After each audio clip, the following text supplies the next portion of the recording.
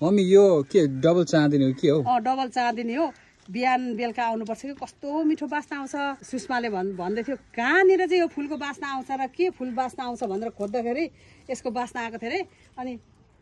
अनि फेरि अहिले चाहिँ आएको छैन। बिहान मैले सुँग्दाखेरि कस्तो बास्ना आएको थियो, अहिले दिउँसो चाहिँ बास्ना नआउँदो रहेछ हौ। अनि बिहान बेलुका चाहिँ बेसरी बास्ना आउँदो रहेछ। डबल चाँदिनी हो। यसको बिरुवा पनि एभाइलेबल छ मसँग। कस्तो दामी नि यो। कस्तो दामी मैले रिपोर्टिङ पनि गरेको छुइनँ यसलाई। ओन्ली मैले लिक्विड झोलमल मात्रै दिएर राखेको। अनि त्यसै साथमा यो टिकोमा पिङ्क कलरमा पनि छ है त साथीहरू। यसरी हेर्नुहोस् मजाले फुल्छ, 12 महिना फुल्छ। अनि 12 महिना फुल्ने मतलब जाडो महिनामा चाहिँ यिनीहरू डोर्मेन्सीमा गएको हुन्छ। अनि यो पिङ्क कलरको छ।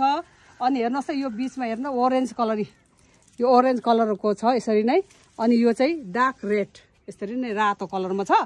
हिजो बेलुका पानी परेको थियो नि होइन, सबै फुल झार्दैछ नि। नै त भने पानी नपरेको भए त कस्तो खतरा हुन्थ्यो। फुलेकै गर्छ यो। अनि अब छिप्पिएर बोट छिप्पियो भने चाहिँ यसको कटिङले पनि मजाले सर्छ है त साथीहरू।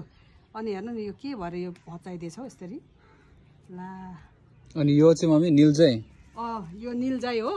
अनि पर्मानेन्ट बिरुवा हो। अनि यो फुली बस्छ अनि कालो भएर बस्छ। एकदम राम्रो हुन्छ मजाले।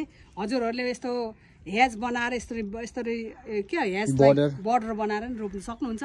अनि यसरी नै यस्तो ठुल्ठुलो भयो भने यसरी कटिङ गरेर यस्तो आफ्नो सेप दिएर पनि राख्न सक्नुहुन्छ है त।